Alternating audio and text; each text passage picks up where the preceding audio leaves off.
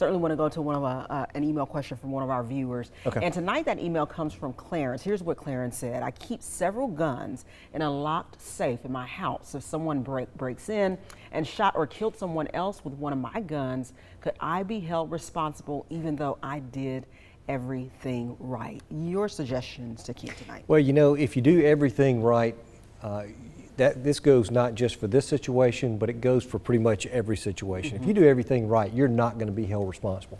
Now, the only thing that I could think of is if when you said somebody breaks in and takes guns out of a safe, well, maybe you have a teenager or something, all right?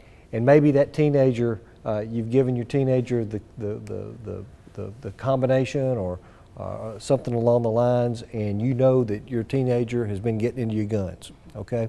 Well, you know, if that's something, and maybe that teenager's, you know, got a propensity of violence or something like that, and you don't do anything to stop your teenager from doing something silly or crazy, then you very well could be held responsible. But generally speaking, if someone breaks into your house, takes a gun from you, and then goes out and commits a crime, that's not going to be on you. That wouldn't make sense. So I think you could rest assured that as long as you do everything the right way, you're going to be okay in the law, okay? And Ken, let's do something a little out of order because normally we formally introduce our guest, but I want to throw this to him. Okay. And Chief, again, thanks for joining us tonight. Talk a little bit about serial numbers on guns, because I've heard that over the years, how key it is to record those and have those in case of a situation like our viewer said in that email. Talk about that a little bit, if you will.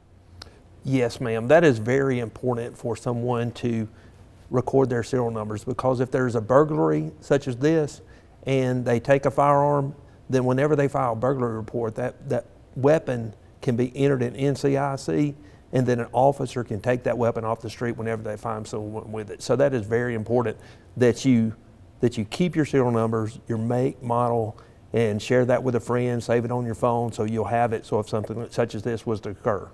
Does it help in a situation like that if it is stolen to relieve that person of being charged with it necessarily, or being able to help you all in terms of investigating that crime?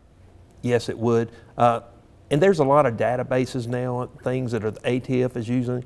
So if there's a weapon that's being used, those weapons can be traced around in different crimes that have been committed in the area. So it's very important that we have cooperation when a weapon's been stolen, so that we can enter it in, and then also we can track that weapon if it's been used in a violent crime.